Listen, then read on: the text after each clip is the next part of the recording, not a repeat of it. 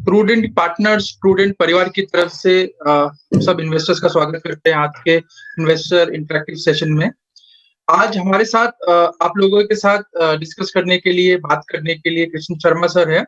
Krishna Sharma sir HDFC asset management company, HDFC mutual fund में training department head करते हैं। He has a vast experience और human behaviour के ऊपर इनका स्पेशलाइजेशन बोल सकते हैं। काफी अच्छे से समझते हैं कि इन्वेस्टमेंट में कितना इंपॉर्टेंट रोल होता है ह्यूमन बिहेवियर का। तो आज एज एन इन्वेस्टर हम लोग को सामने क्या चैलेंजेस हैं, हमारे सामने क्या अपॉर्चुनिटीज हैं, हमको क्या करना चाहिए as an investor to become a successful investor, हमारे साथ कृष्ण शर्मा सर डिस्कस करेंगे। So I like to invite Krishna Sharma sir for the session. Sir thank you Bhanu, बहुत शुक्रिया प्रूडेंट। मैं कृष्ण शर्मा एचडीएफसी की तरफ से प्रूडेंट के सभी इन्वेस्टर्स और सभी पार्टनर्स का हार्दिक अभिनंदन करता हूं, स्वागत करता हूं और ईश्वर से प्रार्थना करता हूं कि आप सभी अपने घर में अपने परिवार के साथ में सुरक्षित होंगे। और यही आपसे निवेदन भी करूंगा कि घर पर रहें और सुरक्षित रहें। और न केवल ये भी कामना करता हूं कि बहुत जल्द हम लोग इस कोरोना नाम के संकट पे विजय प्राप्त करेंगे। दोस्तों, 3 साल पहले एम आई ऑडिबल भानु? आवाज आ रही है? हेलो? हाँ सर, क्लियर है सर, आवाज क्लियर है। Yes, great, thank you. आज से 3 साल पहले हिंदुस्तान इस बात से परेशान था कि एक सवाल था, जहां भी जाता था ये सवाल सुनने को मिलता था। ये सवाल मिलता है कि क्या बॉटम आ गया? क्या हमने बॉटम को प्राप्त कर लिया? क्या बाजार में इससे भी 7,500 जो अभी हमने पिछला बॉटम देखा था उसके नीचे बाजार जा सकता है? इत्यादि ये सवाल मुझे लगातार सुनने को मिल रहा है।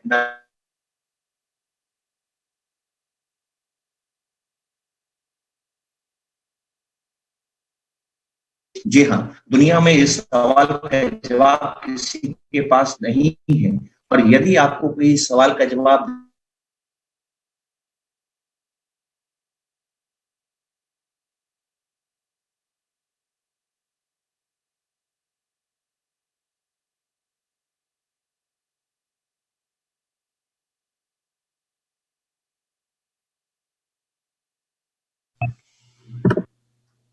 हेलो?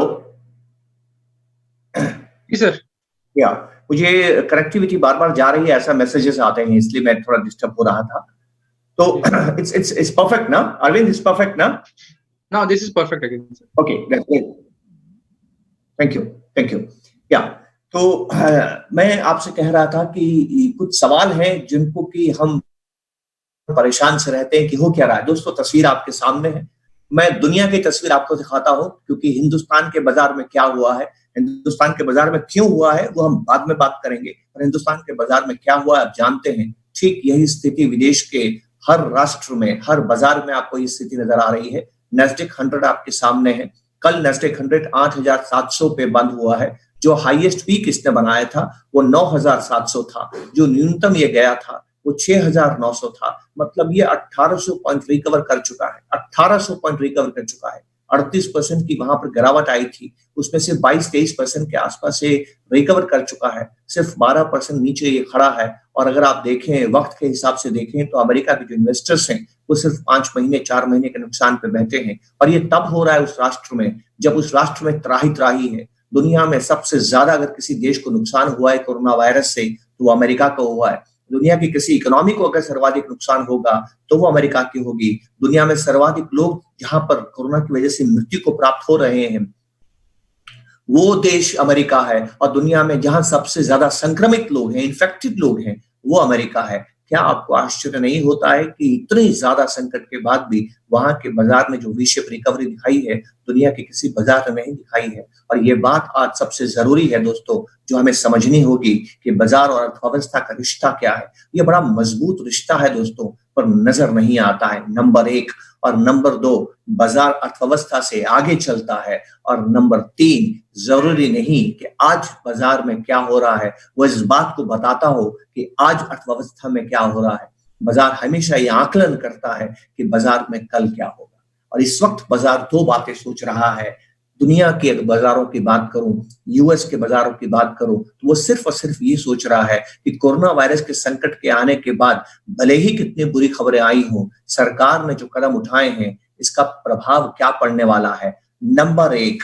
और नंबर दो और ज्यादा जरूरी बात, अगर आप इस बात पे यकीन करते हैं, अगर आप इस बात पे यकीन करते हैं कि बाजार इसलिए गिर गए क्योंकि कोरोना का संकट आया, एक महामारी आई, एक पेंडेमिक आया, एक बीमारी आई, तो दोस्तों यकीन मानिए दुनिया के बेस्ट ब्रेन्स, दुनिया के सबसे मेधावी डॉक्टर, दुनिया के सबसे मेधावी साइंटिस्ट करोड़ों रुपए के अनुदान के साथ रात और दिन लगे हुए हैं इसकी दवाई और वैक्सीन ढूंढने के लिए। अगर आप ये यकीन करते हैं कि वो मेधावी लोग कामयाब होंगे, तो किसी भी पल, किसी भी दिन, किसी भी क्षण आपके पास एक खबर आएगी कि उन्होंने या तो दवाई ढूंढ ली है या वैक्सीन ढूंढ लिया है। कल्पना कीजिए कि यदि आप ये मानते हैं बाजार कोरोना की वजह से गिरा है, तो इस एक खबर की वजह से किस तरह से बाजार के अंदर उत्साह वापस आ सकता है। इसलिए मैं अपनी बात आगे बढ़ाऊं उसके पहले आपसे कहूंगा, आप खतरे में तब ज्यादा होंगे जब इस बाजार से दूर रहेंगे।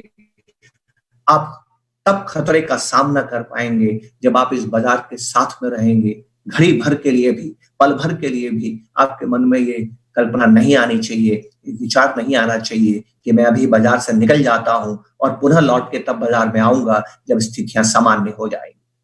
दोस्तों, इस तस्वीर को समझना बहुत जरूरी है कि ऐसा क्यों हुआ। इस बात को हम जैसे जैसे आगे बढ़ते चले जाएंगे समझते चले जाएंगे, लेकिन इस बात को समझने के लिए हमें 4 या 5 जरूरी शब्द हैं इकोनॉमी के, जो कि बहुत बहुत ही उपयुक्त है अगर मैं उसके बारे में बात करूं।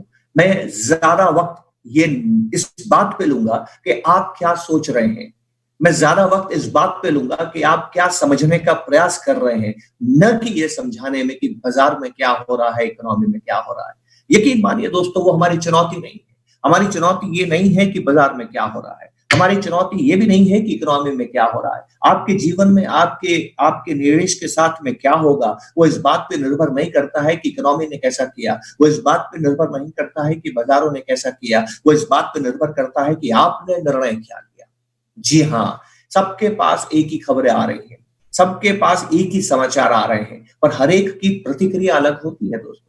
एक की प्रतिक्रिया आशावादी होती है, एक की प्रतिक्रिया निराशावादी होती है, और प्रत्येक का निर्णय गलत होता है। कुछ लोग निर्णय ले रहे हैं एसआईपी रोकने का, तो कुछ लोग निर्णय ले रहे हैं एसआईपी चालू रखने का, तो कुछ लोग निर्णय ले रहे हैं एसआईपी को टॉप अप करने का। खबरें तो सबके लिए एक ही आ रही है, तो ये ऐसा क्यों होता है, यही आज हम समझने की कोशिश करेंगे, जिसको हम बिहेवियरल इकोनॉमिक्स कहते हैं, बिहेवियरल फाइनेंस कहते हैं। ये समझना हमारे लिए बहुत जरूरी है। इकोनॉमी में क्या हो रहा है वो बहुत मामूली बात है दोस्तों। आपका आचरण कैसा रहेगा, आप इस बात पे आपका नियंत्रण नहीं है कि खबर क्या आएगी, आपका इस बात पे नियंत्रण नहीं है कि बाजार में क्या होगा, आपका इस बात पे भी नियंत्रण नहीं है कि इकोनॉमी में क्या होगा, पर आपका इस बात पे 100% 100% नियंत्रण है कि आप क्या करेंगे। तो मैं उस पर ज्यादा आपसे बात करूंगा, लेकिन कुछ बुनियादी बातें हैं जो हमें समझना बहुत जरूरी है दोस्तों। ये जो समय है ये अनिश्चितता का समय है। क्यों? और अनिश्चितता की वजह से हम लोग सिमट रहे हैं, सहम गए हैं, कारोबार कम कर रहे हैं, कुछ लॉकडाउन की वजह से भी कारोबार कम हो रहा है, तो दुनिया में रिसेशन का डर है। जी हाँ, जो इंटरनेशनल मॉनेटरी फंड है उसने एक घोषणा की है, उनकी जो चेयरपर्सन है क्रिस्टीना जॉर्जिवा, उन्होंने ये घोषणा की है कि पिछले 100 वर्षों के मानव के आर्थिक इतिहास में 1929 के ग्रेट डिप्रेशन के बाद में हमने इतनी बड़ी चुनौती, इतनी बड़ी संकट का सामना मानव जाति ने कभी नहीं किया है। और कुछ अर्थशास्त्रियों का तो मानना है कि किसी रूप में शायद ये 1929 के ग्रेट डिप्रेशन से भी ज्यादा भयावह है, क्योंकि वो तो केवल आर्थिक संकट था, ये तो आर्थिक संकट भी है और मेडिकल संकट भी है, चिकित्सा संबंधी संकट भी है, स्वास्थ्य संकट भी है। तो ये जो इस डर से रिसेशन का जो भय पैदा हुआ है, मंदी का जो भय पैदा हुआ है, इस मंदी के भय में 5 शब्द हैं जो बहुत महत्वपूर्ण हो गए। पहले तो हम ये समझते हैं कि मंदी का डर बनता क्यों है। देखिए दोस्तों, मंदी का मतलब है कारोबार कम होना। कारोबार का कम होने का मतलब है खरीद फरोख्त कम होना, ट्रांजैक्शंस कम होना, जिसको आप खरीद फरोख्त कहते हैं, ट्रांजैक्शंस कम होना। और ट्रांजैक्शंस कम होने का मतलब है आपकी आमदनी कम होना, और आमदनी कम होने का मतलब है भविष्य में आपके खर्चे कम होना। आमदनी और खर्चे का रिश्ता क्या है। आप एक ढीला भी कमाते हैं ना, एक रुपया भी कमाते हैं ना, वो तब कमाते हैं जब दूसरा खर्चा कर देता है। और अगर आप इस बात पर यकीन करते हैं कि दूसरा खर्चा कम कर देगा, तो यकीन मानिए आपकी आमदनी भी कम हो जाएगी, और इसी को मंदी कहते हैं। तो मंदी में सबसे बड़ा डर क्या होता है कि हमारी एग्रीगेट डिमांड कम हो जाएगी। अब ये एग्रीगेट डिमांड कम क्यों होती है? क्यों कम होती है? क्योंकि हमारे अंदर लिक्विडिटी प्रेफरेंस बढ़ जाता है। ये मानव का चरित्र है, ये मानव की प्रवृत्ति है कि जब भी उसको आर्थिक भय लगता है, वो खर्चों पे नियंत्रण करता है, क्योंकि जो बचत आप आज करते हैं वो आपकी कल रक्षा करता है। और कल संकट आएगा, कोरोना से कल मंदी आएगी, कोरोना से मंदी पसर जाएगी, तो आप कल को लेके चिंतित हैं। जब आप कल को लेके चिंतित हैं तो बचत को बढ़ा रहे हैं, और जैसे ही आपने बचत बढ़ाई, लिक्विडिटी प्रेफरेंस इकोनॉमिक्स में इसको बोलते हैं, बाजार में पैसे का संचालन कम हो जाता है। मुद्रा, रोल ऑफ मनी, अभी तीसरा शब्द है। 5 शब्दों की मैं आपसे बात करूंगा।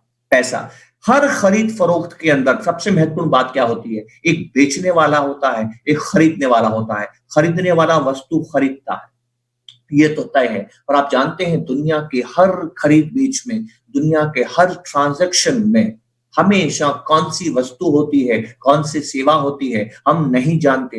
हजारों लाखों तरह की वस्तुएं और सेवाएं होती हैं, पर प्रत्येक ट्रांजैक्शन में, प्रत्येक खरीद फरोख्त में एक बात हमेशा होती है, वो है पैसा। बिना पैसे के, बिना मनी के, बिना मुद्रा के कोई भी ट्रांजैक्शन नहीं होता है। और इस मुद्रा को आप पकड़ लेते हैं, इस मुद्रा को आप छोड़ते नहीं है, इस मुद्रा को आप अपने पास रख लेते हैं। बैंक भी आपको लोन नहीं दे रहा है, बैंक भी व्यापारी को इस वक्त लोन नहीं दे रहा है। वर्किंग कैपिटल की कमी आ रही है। जिसके पास भी पैसा है वो अपने पास इस पैसे को रख लेता है, तो पैसे का प्रवाह रुक जाता है, जिसको आप लिक्विडिटी कहते हैं। हमारे शरीर में काम तभी हम कर पाते हैं जब हमारे शरीर के प्रत्येक ऑर्गन को, प्रत्येक अंग को खून मिले। अगर हमारे किसी भी शरीर के अंग को खून नहीं मिलेगा, वो क्षण भर के अंदर ही मरना शुरू हो जाएगा। वहां के सेल्स, वहां के टिश्यूज मरना शुरू हो जाएंगे। इसी प्रकार से इकोनॉमी के में प्रत्येक घटक को, इकोनॉमी में प्रत्येक व्यक्ति जो इसके अंदर कार्य करता है, प्रत्येक संस्था को, प्रत्येक व्यक्ति को, प्रत्येक बैंक को, प्रत्येक कंपनी को, प्रत्येक फर्म को पैसा मिलता रहना चाहिए, पैसे का सर्कुलेशन होता रहना चाहिए। तो हमारे बॉडी में जिस तरह से खून का सर्कुलेशन होता है तो हम जिंदा रहते हैं, और ये खून अगर थम जाए धमनियों में तो हम मर जाते हैं। हिंदुस्तान में क्या, दुनिया में लिक्विडिटी प्रेफरेंस की वजह से ये पैसा थमने लगा है। इसको इलिक्विडिटी कहते हैं, और इलिक्विडिटी की वजह से डिमांड कम हो जाती है और अनएम्प्लॉयमेंट बढ़ जाता है। अनएम्प्लॉयमेंट, जी हाँ, अमेरिका जहां बाजार ने वी शेप रिकवरी ली है, उस अमेरिका के अंदर पिछले 10 सालों में जितने नए रोजगारों का सृजन किया गया था, वो सारे रोजगार जा चुके हैं पिछले 1 महीने में, और 1 महीने में वहां 3.25 करोड़ लोग बेरोजगार हो गए। वहां पर तो आंकड़े रखने की आदत है और बहुत सटीक आंकड़े रखे जाते हैं। इसके पूरे विश्वास के साथ मैं आपसे कह रहा हूँ, 3.25 करोड़ लोग वहां पर बेरोजगार हो गए। और किसी भी सरकार के लिए जो बेरोजगारी होती है वो सबसे बड़ी चुनौती होती है दोस्तों, हर सरकार के लिए, क्योंकि बेरोजगार वोट नहीं देते हैं और सरकार के लिए पुनः वापस आना मुश्किल हो जाता। तो ऐसे में क्या होता है, आप सभी लोग इन्वेस्टर्स हैं, इसलिए मेरी बात बहुत ध्यान से सुनिएगा। आपने लिक्विडिटी को समझा, आपने इलिक्विडिटी को समझा, आपने रिसेशन को समझा, आपने एग्रीगेट डिमांड में आती हुई कमी को समझा, आपने बेरोजगारी के कारण को समझा। अब आप समझिए कि ये पैसा जिसका सर्कुलेशन करना बहुत जरूरी है, क्योंकि रक्त का प्रवाह होगा तभी शरीर जिंदा रहेगा, और इकोनॉमी में अगर पैसे का प्रवाह होगा, लिक्विडिटी होगी, तभी इकोनॉमी जिंदा रहेगी और रिसेशन से बाहर निकल के आएगी। तो ये जो पैसा है ना दोस्तों, ये बड़ा मजेदार है, बहुत ही मजेदार है। आपको लगता है कि आपके पास 100 की जगह 200 रुपए हैं, तो आपके पास ज्यादा रुपए हैं, ठीक है। तो क्या 100 के 200 रुपए आपके पास कहां से आते हैं? आप ये अतिरिक्त 100 रुपए कमाते हैं, पर एक व्यक्ति है समाज में, एक ऐसी संस्था है समाज में जिसको रुपए कमाने की जरूरत नहीं पड़ती है दोस्तों, और इसको हम सेंट्रल बैंक कहते हैं। 1971 के बाद दुनिया में गोल्ड स्टैंडर्ड सदा के लिए समाप्त हो गया। अब जो सेंट्रल बैंक रुपया बनाते हैं उसका कोई आधार नहीं होता, उसका कोई स्टैंडर्ड नहीं होता, उसके पीछे सोना नहीं होता, उसके पीछे विदेशी मुद्राएं नहीं होती, उसके पीछे सिर्फ एक होती है, जरूरत।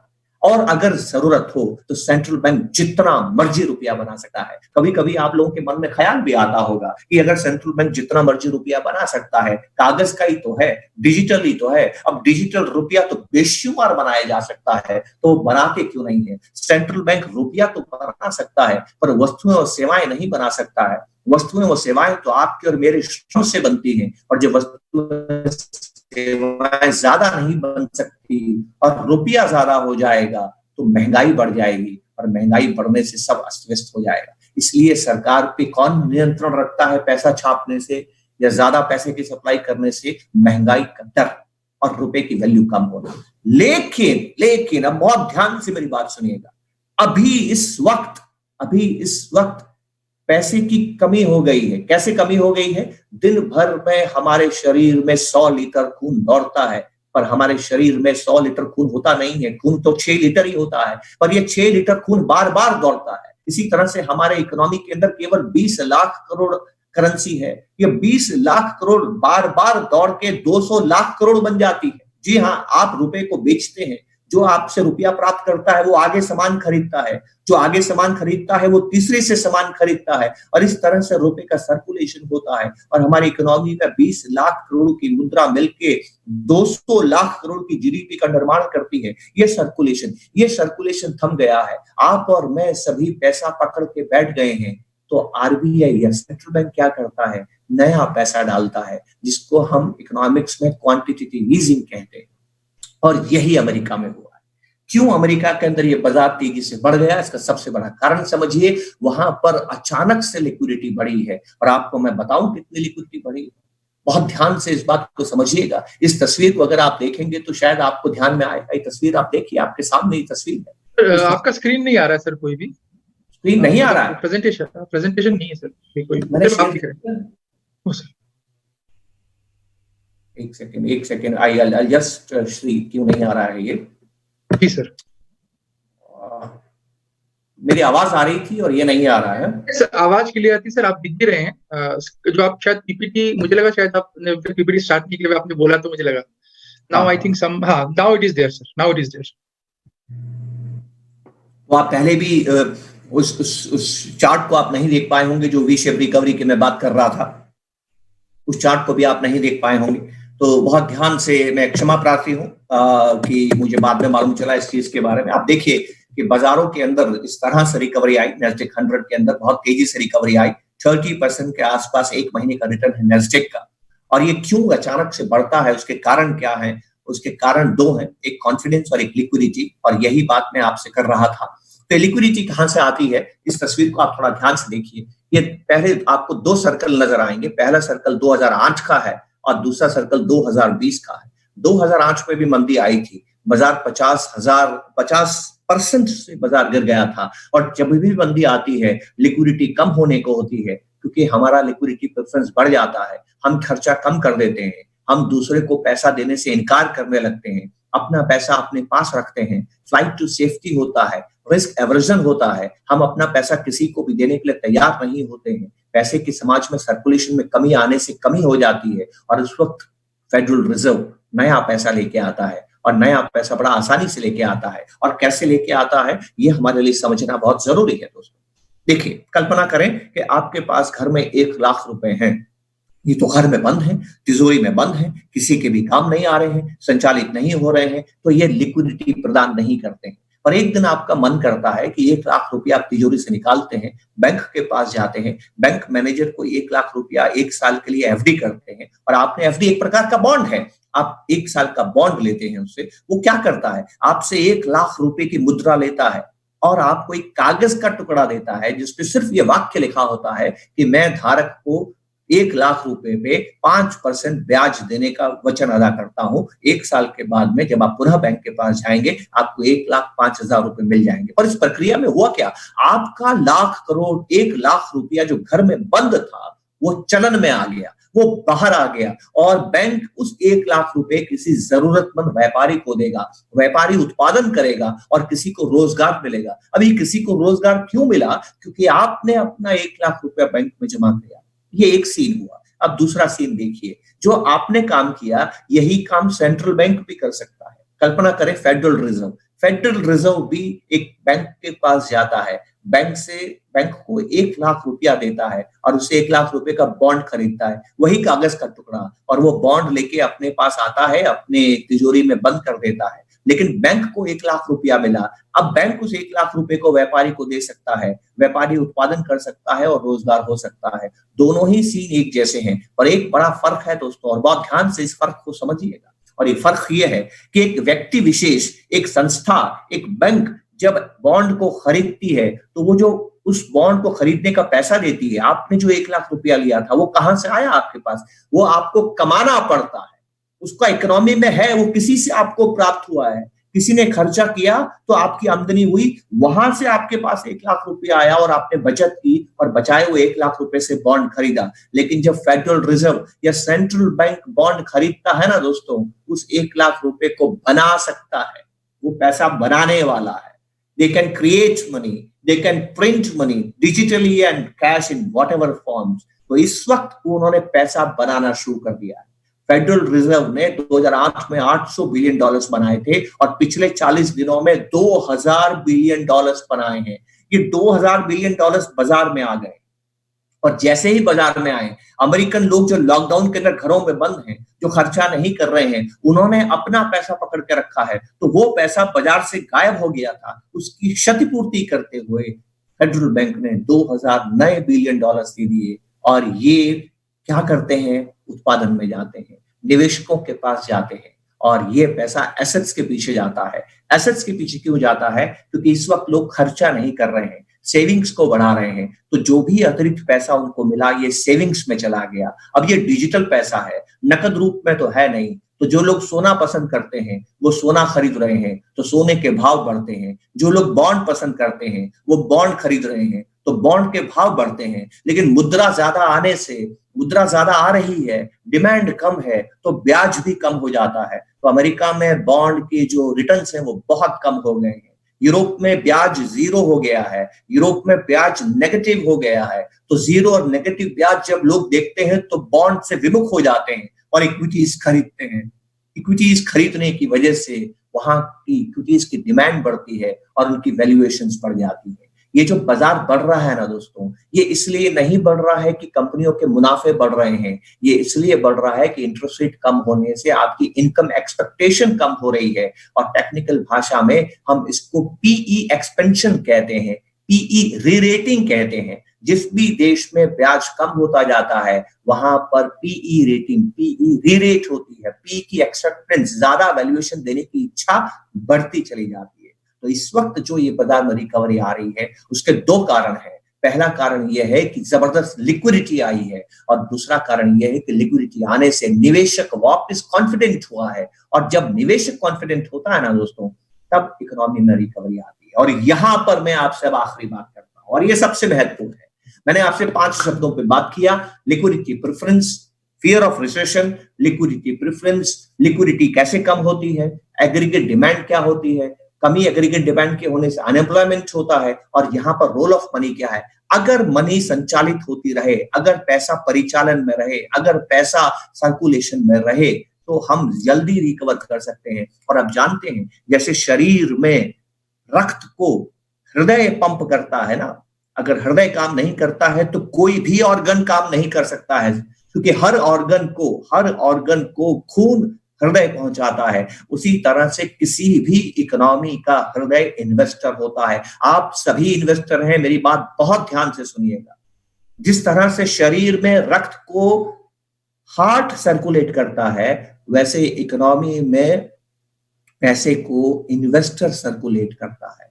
अगर इन्वेस्टर में कॉन्फिडेंस नहीं, इन्वेस्टर ही तो वो व्यक्ति है जो अपना पैसा दूसरे को देता है, अगर इसमें कॉन्फिडेंस नहीं है तो पैसे का सर्कुलेशन रुक जाता है। और इसलिए सरकार, कोई भी सरकार दुनिया में कहीं पर भी, कोई भी सरकार, अभी आज सुबह मेरे पास में ये खबर आई थी, मैं आपको दिखाना चाहता हूं, देखिए इसके ऊपर। अर्थव्यवस्था को पटरी पर लाने के लिए पीएम ने थामी कमान, और नीचे क्या लिखा है: सभी मंत्रालयों को निर्देश, निवेशकों को लुभाने के लिए हर संभव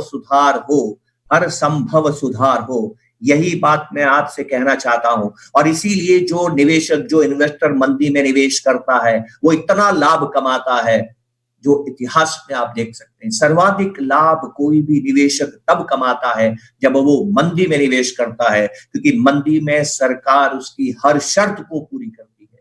सरकार नहीं तो उसकी शर्तें आसानी से नहीं मानती हैं दोस्तों। और किसी भी देश में जहां मंदी का डर होता है, मंदी से बाहर निकलने के लिए सरकार जब योजनाएं बनाती है ना, तब वो सबसे पहले अपने केंद्र में निवेशक को रखती है, भूखे को दूसरे नंबर पर रखती है। इसका प्रमाण क्या है? इसका प्रमाण यह है कि अमेरिका में जो $2,200 बिलियन दिए जा रहे हैं, उसमें से इंडिविजुअल्स को सिर्फ जो अनएम्प्लॉयड हो गए हैं उनको $250 बिलियन दिया है, और जिनको टैक्स की माफी की है वो $250 बिलियन है। कितना हो गया? $500 बिलियन, $2,300 बिलियन में से, और $1,800 बिलियन बिजनेस को दिया जा रहा है।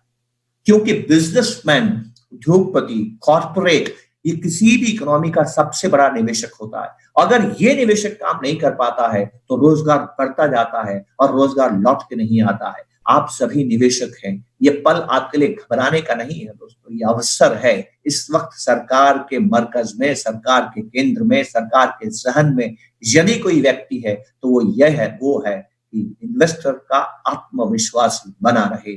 जब तक इन्वेस्टर का आत्मविश्वास रहेगा, इकोनॉमी में लिक्विडिटी रहेगी, मुद्रा का चलन रहेगा, पैसा सर्कुलेट होता रहेगा, और जब तक पैसा सर्कुलेट होता रहेगा इकोनॉमी जिंदा रहेगी और रिकवरी की संभावना हमेशा रहेगी। ये अपनी रिमार्क के साथ अब मैं आगे बढ़ता हूं, जो आपको ध्यान में रखना है। और मैंने आपको ये भी बताया, ये पैसा जितना मर्जी सरकार बना के दे सकती है। तो आपके मन में ये सवाल उठ रहा होगा, हिंदुस्तान की सरकार क्यों नहीं बनाती है जैसे अमेरिका की सरकार करती है? उसके दो बड़े कारण हैं। पहला कारण ये है, हिंदुस्तान में महंगाई है, यूएस में नहीं है। और दूसरा बड़ा कारण है, हिंदुस्तान की मुद्रा केवल हिंदुस्तान में चलती है, अमेरिका की मुद्रा पूरी दुनिया में चलती है।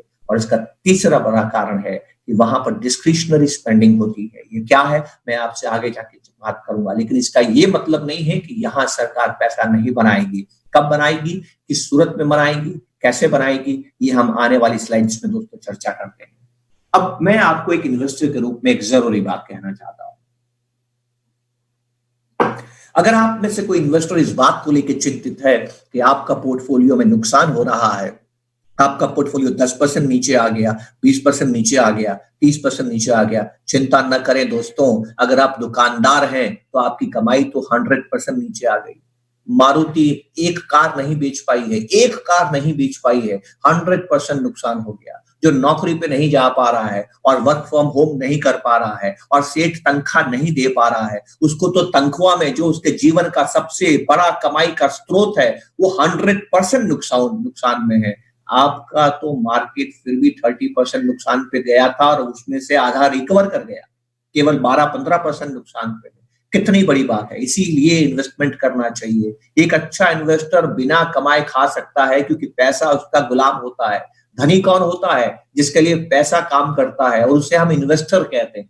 ये सारे लोग कमाई कर रहे हैं, वो पैसे के लिए काम करते हैं। इन्वेस्टर पैसे के लिए काम नहीं करता है, और इसलिए उसका नुकसान कम होता है, सीमित होता है। आप कहेंगे आपको नुकसान हो गया, मैं कहूंगा नहीं, आपकी कमाई को तो 100% नुकसान हो गया।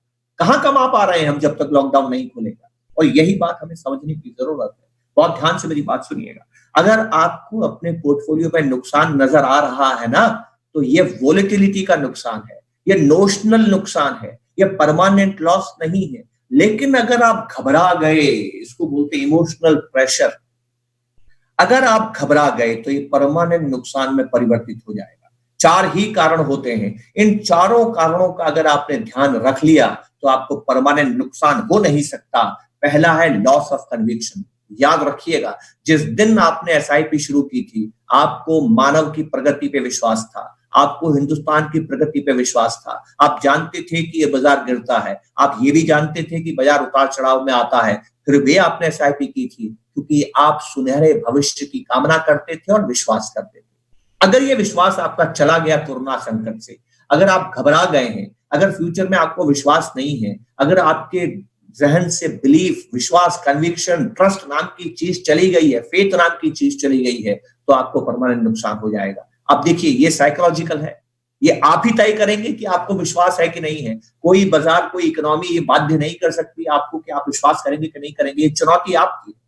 दूसरी है फाइनेंशियल एक्सीडेंसी। अगर आपको अचानक पैसे की जरूरत पड़ गई और आपको पैसा निकालना पड़ जाता है, तब आपको परमानेंट नुकसान होगा। अगर ऐसा है तो याद रखिएगा, आपने प्रॉपर इंश्योरेंस नहीं किया है। जीवन में जो भी खर्चा अचानक आएगा उसका इंश्योरेंस होता है, और आपने इमरजेंसी फंड नहीं बनाया है। फिर से साइकोलॉजी, जिस व्यक्ति ने सही बीमा कराया है उसको कभी फाइनेंशियल एक्सीडेंसी नहीं होती है।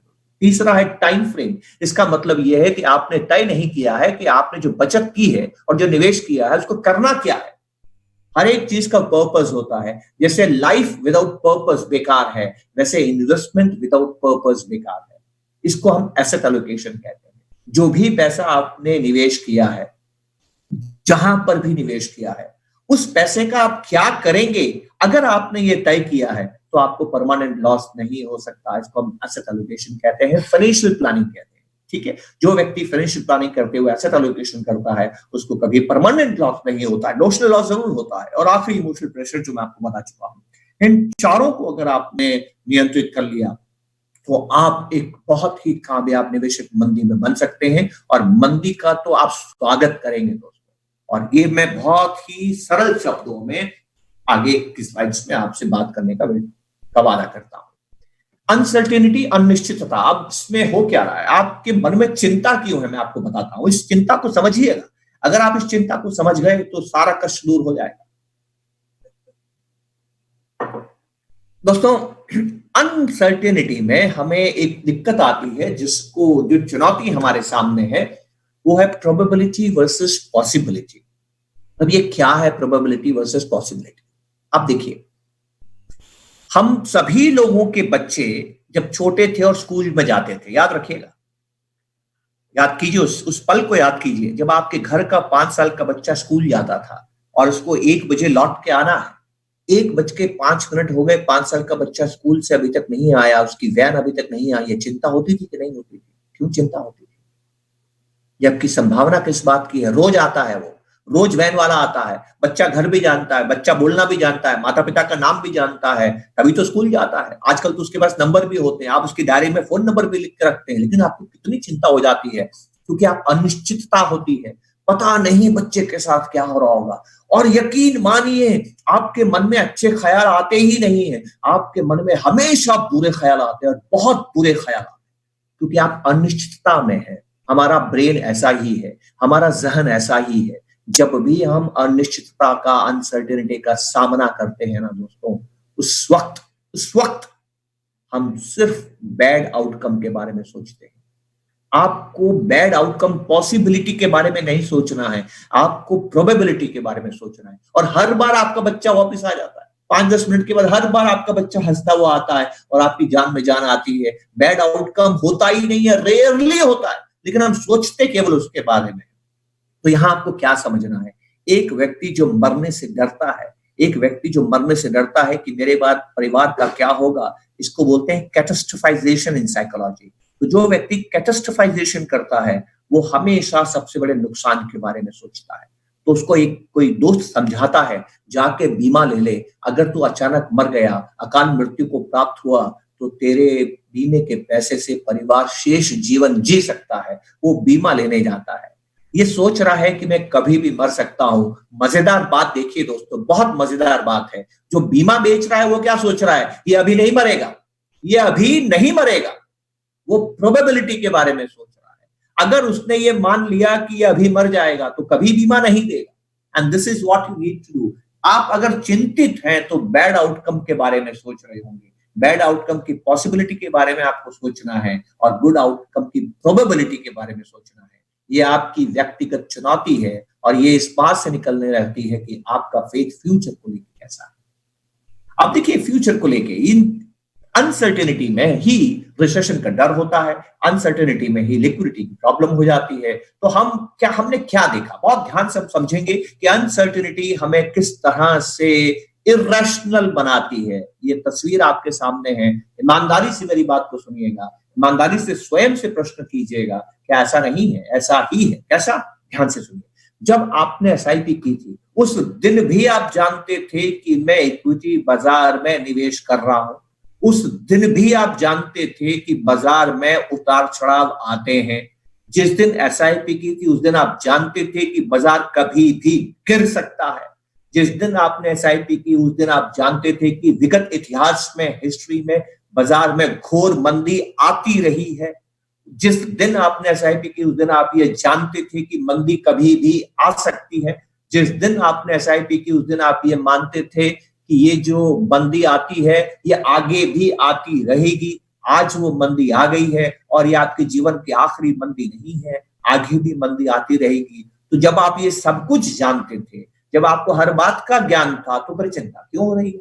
सोचिए इसके बारे में, फिर आपको चिंता क्यों हो रही है? इसका एक छोटा सा कारण है दोस्तों, जिस वक्त आपने एसआईपी की थी और इन सारी बातों का आपको ज्ञान था, फिर भी आपने निवेश किया, तो आपने इसको रिस्क माना। और रिस्क में क्या होता है, वक्त के साथ काबू पाया जाता है। बार बार अगर आप किसी काम को करते हैं तो रिस्क खत्म हो जाता है। बार बार आप साइकिल चलाते हैं तो फिर आप साइकिल से नहीं गिरते हैं। बार बार आप कार चलाते हैं तो फिर आप एक्सीडेंट नहीं करते हैं। बार बार आप रस्सी पे चलते हैं तो नीचे नहीं गिरते हैं।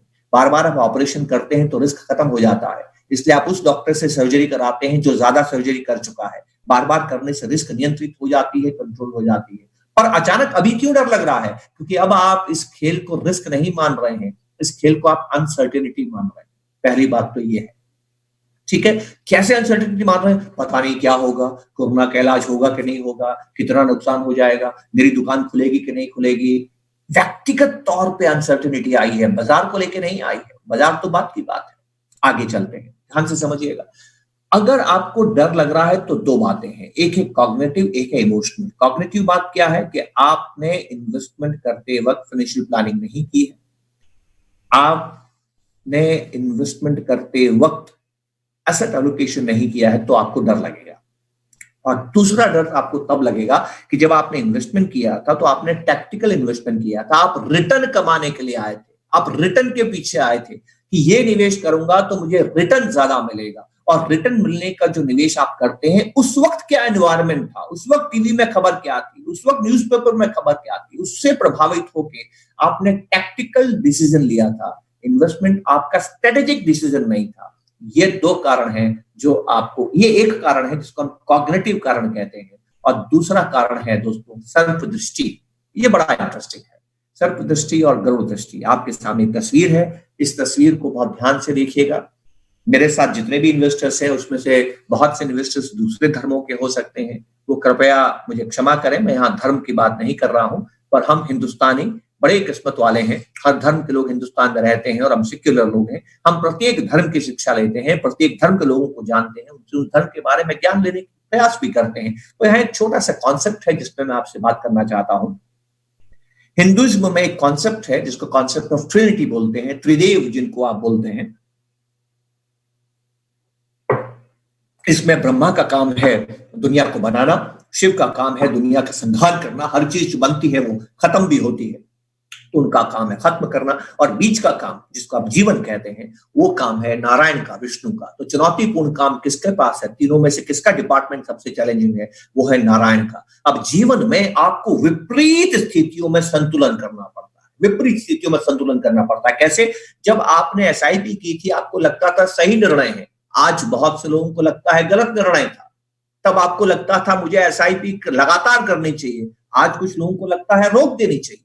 तो ये विपरीत विचार आए ना, इन विपरीत विचारों का संतुलन करने के ही नारायण की तरफ हम देखते हैं। नारायण क्षीर सागर में रहते हैं जो शांत होता है, और सागर ऊपर से बड़ा अशांत होता है। और यही बाजार के बारे में है। बाजार दोस्तों ऊपर से वॉलेटाइल होता है, अंदर बड़ी शांति है, बाजार खूब कमा के देता है अगर आप बाजार की इस प्रवृत्ति को स्वीकार कर लेते हैं।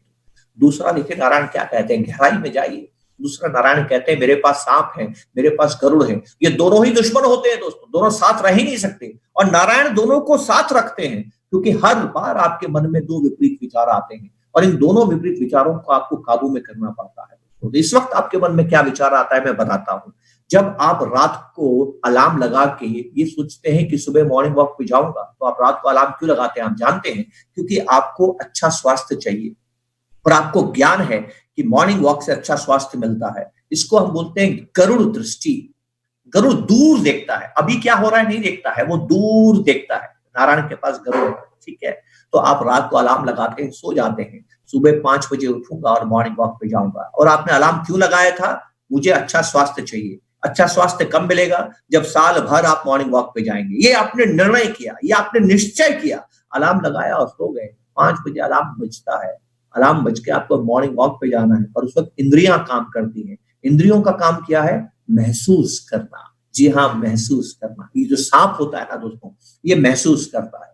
सांप को आप समझिए, सांप क्या चीज होती है। सांप रेंग के चलने वाला है, रेंग के चलने वाला। जो रेंग के चलता है उसके देखने का दायरा सीमित होता है। सांप दूर देख नहीं सकता है, उसके पास दूर दृष्टि नहीं होती है, उसके पास दूर देखने की समझ नहीं होती है। तो क्या सांप का जीवन बड़ा कष्ट वाला है? हरगिज नहीं। सांप को ईश्वर ने एक ताकत प्रदान की है, वो सेंस करता है, उसके पास सेंसरी ऑर्गन्स होते हैं, वो महसूस करता है, वो फील करता है। एक सांप के अंदर लैब्राडोर कुत्ते के मुकाबले 1000 गुना सूंघने की शक्ति ज्यादा होती है। एक सांप के पास थर्मल सेंसिंग होती है, इंफ्रारेड थर्मल सेंसिंग होती है। वो अपने शिकार की गर्मी को महसूस करता है, और इस महसूस फीलिंग की वजह से एक अंधा सांप अंधेरे कमरे में चूहे को पकड़ सकता है। कितनी अद्भुत बात है। सांप का काम देखना नहीं है दोस्तों, सांप का काम है महसूस करना। तो आपने जब एसआईपी की थी ना, गरुड़ दृष्टि से की थी, लेकिन आज अगर आप उस एसआईपी को करके नुकसान को देख के परेशान हो रहे हैं तो सर्प दृष्टि है दोस्तों। रात को आपने अलार्म लगाया कि सुबह घूमने जाऊंगा अच्छे स्वास्थ्य के लिए, ये गरुड़ दृष्टि है। लेकिन जब आप सुबह उठते हैं ना तो इंद्रियां काम करती हैं। इंद्रियां क्या काम करती है? वो सेंसरी ऑर्गन्स हैं, वो सेंस करती हैं, वो फील करती हैं, और आंख और चमड़ी आपके दिमाग को संदेश देती है। एक बात बताओ, सोने में जो मजा आएगा वो घूमने में आएगा क्या? और 99% लोग सो जाते हैं, मॉर्निंग वॉक पे नहीं जाते हैं।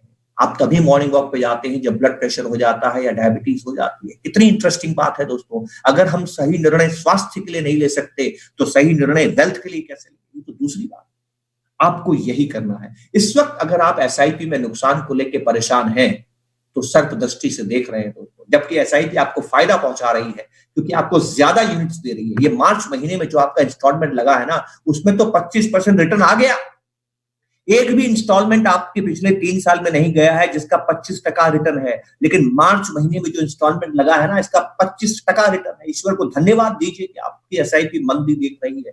सर्प दृष्टि से काम न करें, अपनी फीलिंग को नियंत्रित रखें और देखें कि गरुड़ दृष्टि क्या करती है। हनुमान, अंगद, जामवंत जब सीता को खोज नहीं पाए, आत्महत्या कर रहे थे, उस वक्त संपाति ने इनकी मदद की। संपाति आसमान में उड़ के गया और कहा कि दूर 100 योजन दूर सीता बैठी है, और उसके बाद हनुमान उसको ढूंढने गए। तो मैं आपको गरुड़ दृष्टि से देखने का एक अवसर देता हूं, ध्यान से देखिए। हम क्या गलती करते हैं, इस गलती को समझिएगा जो आपके सामने है। और ये गलती है कि हम खबर जो हमारे पास में आती है उसको सुनते हैं, उसको देखते हैं। खबर जो दूर होती है ना उसको सुनते हैं ना उसको देखते हैं। आज हम सब लोग घरों में बंद हैं, आज हम सब लोग कोरोना से परेशान हैं, आज सब हम लोग कोरोना को भयानक संकट मान रहे हैं। पर ये कोरोना तो 4 महीने पहले आया था। 4 महीने पहले जब चीन में आया तो हमने इसके बारे में ध्यान ही नहीं दिया। फिर हमें खबर आई कि वुहान बंद हो गया है, हमने चिंता नहीं की।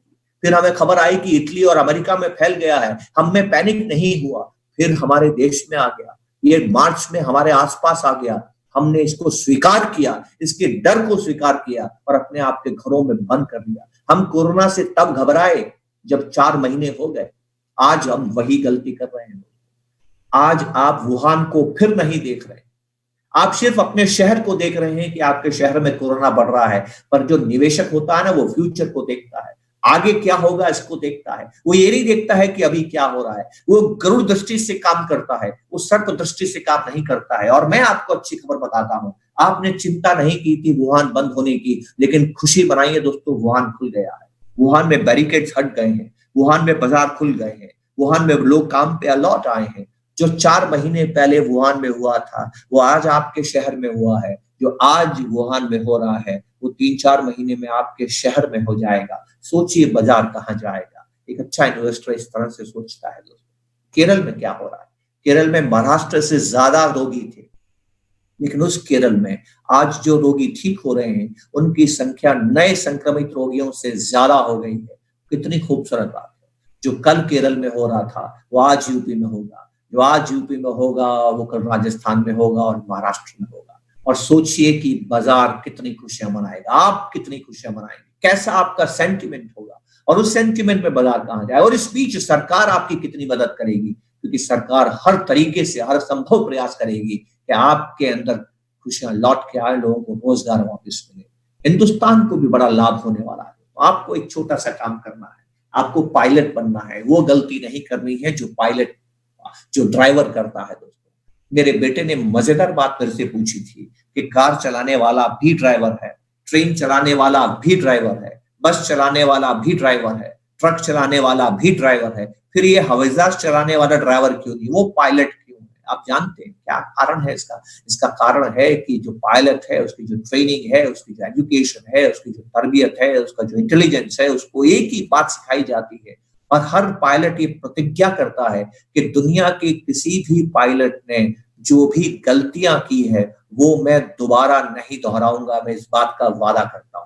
आप भी ये वादा अपने आप से करें। 2008 की मंदी को देखें, 2001 की मंदी को देखें, और जिन लोगों ने गलत निर्णय लिए थे वो निर्णय से आप बचें, उन फैसलों से आप बचें। और जिन लोगों ने 2008 और 1 में कमाई की थी, अकूत संपदा का निर्माण किया था, उन्होंने क्या निर्णय लिया था वो सीखिए और उसी को फॉलो कीजिए। पर वोल्टायर इस बात को नहीं मानते हैं। वो कहता है कि इंसान बार बार अपने आप को रिपीट करता है।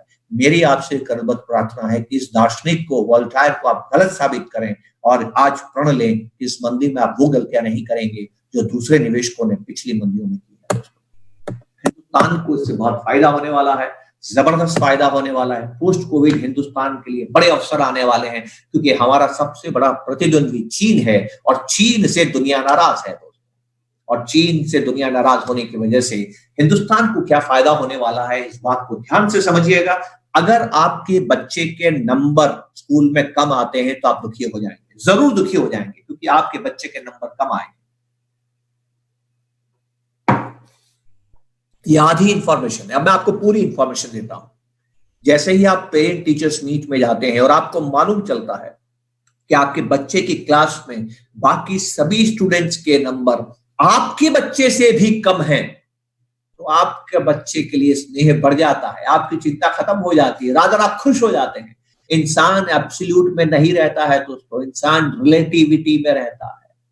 आज बाजार गिर गया कि कंपनी के प्रॉफिट गिर सकते हैं, जीडीपी गिर सकती है। मान लीजिए जीडीपी 200 लाख करोड़ से गिर के 190 लाख करोड़ आ जाती है तो बाजार नीचे आ जाता है। पर जब इकोनॉमी रिकवर होगी और 190 लाख करोड़ से बढ़ के 195 लाख करोड़ होगी, हो सकता है उस वक्त बाजार का स्तर आज के स्तर से ज्यादा हो, क्योंकि बाजार 200 लाख करोड़ को भूल जाएगा, वो 190 लाख करोड़ को याद रखेगा। इसको हम साइकोलॉजी में बोलते हैं रेफरेंस पॉइंट। तो रिलेटिविटी एंड रेफरेंस पॉइंट, ये दो बातें इंसान की प्रवृत्ति में याद रखिएगा, बहुत जरूरी है। पहला बात समझिए, रिलेटिविटी। रिलेटिविटी में क्या होने वाला है, हिंदुस्तान, आईएमएफ ये कहता है कि हिंदुस्तान की इकोनॉमी को जो नुकसान हो रहा है वो दुनिया की किसी भी इकोनॉमी से कम हो रहा है। और जिस दिन यह बात मालूम चलेगी, जिस दिन आप लॉकडाउन से बाहर निकलेंगे, आपका मन उदास होगा कि आपको नुकसान हो गया लॉकडाउन से, लेकिन जैसे ही आपको मालूम चलेगा कि पड़ोसी का नुकसान आपके नुकसान से ज्यादा है, आप ईश्वर को धन्यवाद देंगे और आपका दुख कम हो जाएगा। ऐसा ही है इंसान साहब, यही इंसान की प्रवृत्ति है, ऐसे ही वो प्रतिक्रिया करता है। तो आप देखिए कि आपके देश का नुकसान दूसरे देशों से कम हो रहा है। और दूसरा रेफरेंस पॉइंट, बाजार का रेफरेंस पॉइंट बदलता रहता है। आप घर से निकले, आपके पास ऐसे कपड़े नहीं है कि ठंड लगेगी, आपने माना ही नहीं कि बात ठंड हो सकती है, लेकिन थोड़े आगे गए और घनघोर बारिश हो गई, बारिश में भूल आप भीग गए और तेज हवा चल रही है, आपको ठंड लगेगी। इतनी ठंड लगी कि आप परेशान हो गए, एक दीवार नजर आई, आप दीवार के ओट में खड़े हो गए, अब आपको हवा कम लग रही है, आपको सुख मिला कि अब आपको ठंड नहीं लग रही है। पर जानते हैं क्या होगा, 10 मिनट के बाद फिर आपके शरीर को उतनी ही ठंड लगेगी, 10 मिनट के बाद उतनी ही ठंड लगेगी। इसलिए पैसा बढ़ने के बाद भी आप जीवन में ऐसा महसूस करते हैं, आपकी खुशियां तो वैसी की वैसी।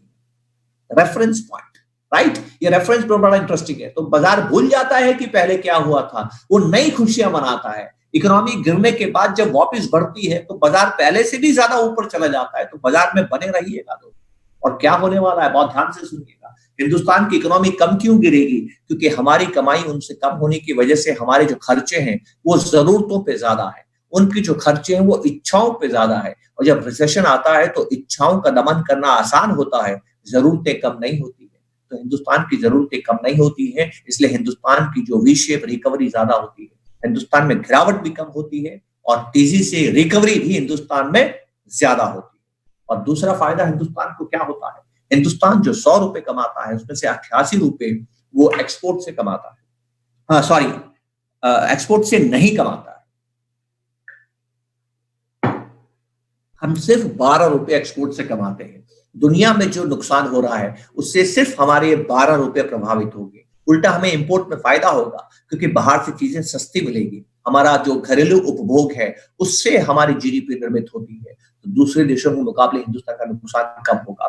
तीसरा, हिंदुस्तान जो 12 रुपए का एक्सपोर्ट करता है ना, ये भी जरूरी वस्तुओं का करता है, तो हिंदुस्तान के एक्सपोर्ट में कमी होना भी बहुत ज्यादा संभव आपको नजर नहीं आएगा। और तीसरा, तेल का फायदा। मैं बहुत ज्यादा तेल के बारे में बात नहीं करूंगा, बहुत आपने सुना होगा, बहुत आपने पढ़ा होगा कि तेल से हिंदुस्तान को क्या लाभ होने वाला है। चौथी, हिंदुस्तान की इकोनॉमी है उसमें कृषि सबसे ज्यादा रोजगार देता है। और यकीन मानिए, विश्वास न हो तो गूगल कीजिएगा, लोगों से पूछिएगा, इस साल कृषि का उत्पादन पिछले साल से ज्यादा होने वाला।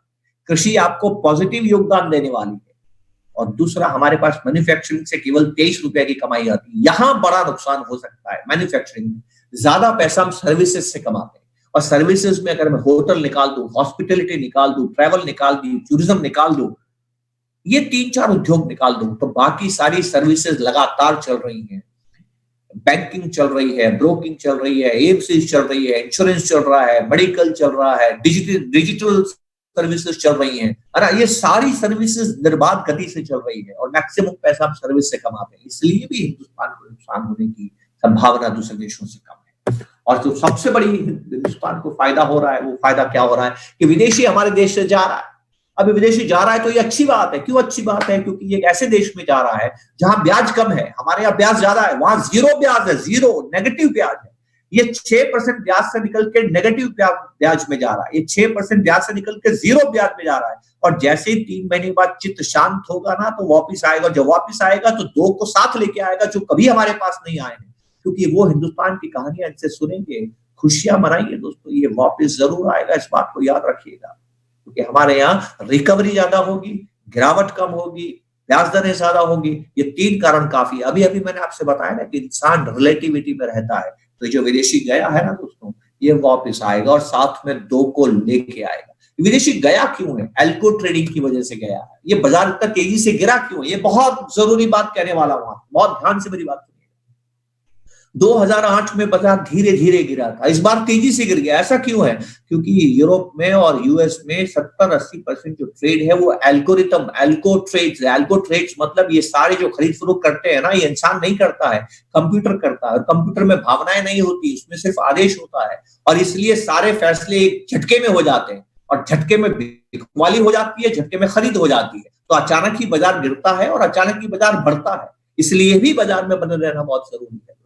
एल्गो ट्रेडिंग याद रखिएगा, थोड़ा रिसर्च कीजिए एल्गो ट्रेडिंग के ऊपर, राइट। और सबसे बड़ा फायदा जो हिंदुस्तान को होने वाला वो ये है कि दुनिया चीन से नाराज है, और पहली बार चीन से नाराज है। चीन से नाराज क्यों है? ये जो सबसे अमीर देश है ना, जिनको आप G7 कहते हैं, ये G7 देशों में त्राही त्राही मच रही है कोरोना वायरस की वजह से। कोरोना वायरस ने सबसे ज्यादा अगर परेशान किया है तो दुनिया के सबसे अमीर देशों को परेशान किया है। अब ये दुखी क्यों है? क्योंकि ये बीमारी चीन से आई है। अब ये नाराज क्यों है? क्योंकि जिस चीन ने इनको बीमारी दी है, अपने देश के रोगियों को ठीक करने के लिए जो मास्क मिलता है वो चीन से लेना पड़ता है, जो दस्ताने चाहिए वो चीन से लेने पड़ते हैं, जो पीपीई चाहिए वो चीन से लेना पड़ता है, जो वेंटिलेटर चाहिए वो चीन से लेना पड़ता है, जो इक्विपमेंट चाहिए वो चीन से लेना पड़ता है, जो बिस्तर चाहिए वो चीन से लेना पड़ता है, और जो दवाई चाहिए वो चीन से लेनी पड़ती है। बताइए, बीमारी भी उनसे ली और ये सारा सामान भी चीन से खरीदा। व्यापार तो चीन का बढ़ रहा है। इस बात ने जले पे नमक छिड़क दिया है, तो वो चीन से परेशान हो गए। वो भविष्य में चीन पर अपनी निर्भरता को कम करना चाहते हैं, सोशल और इकोनॉमिक डिस्टेंसिंग चीन के साथ बनाना चाहते हैं। और इस वजह से अगर सरकार सही कदम उठाती है तो बहुत भारी मात्रा में मैन्युफैक्चरिंग चीन से हिंदुस्तान में आ सकती है। और आखिरी बात आपको बताता हूं, हिंदुस्तान ने कोरोना वायरस में एक फैसला किया, और वो फैसला किया लॉकडाउन। पूरी दुनिया ने आश्चर्य किया कि हिंदुस्तान की इकोनॉमी को कितना नुकसान हो जाएगा, हम सहन करेंगे, क्योंकि जिंदगी पहले है दोस्तों। मरे को जिंदा नहीं कर सकते, लेकिन इकोनॉमी रिकवर हो सकती है। तेलंगाना के मुख्यमंत्री ने जबरदस्त बात कही।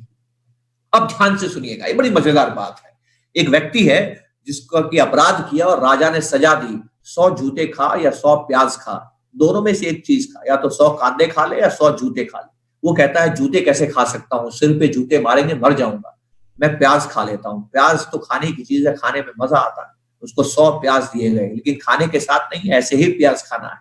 8-10 प्याज खाए, हर जगह से जलन होने लगी, शरीर में हर जगह जलन होने लगी, पेट में जलन होने लगी, तड़फने लगा, उसको लगा कि और प्याज खाऊंगा तो मर जाऊंगा। राजा के चरणों में गिरता है, कहता है हुजूर गलती हो गई, मैं प्याज नहीं खा सकता, जूते खाने को तैयार हूं। राजा कहता है तेरी मर्जी। उसके सिर पे जूते पड़ते हैं, 1 2 4 5 10 जूतों में सिर पे खून निकलने लगता है। और जब आंखें रक्त को देखती है, रक्त बहता हुआ जब गालों पे आता है, चेहरों पे आता है, तो मन फिर कहता है 10 जूतों में इतना खून निकल गया, अभी तो 90 बाकी हैं।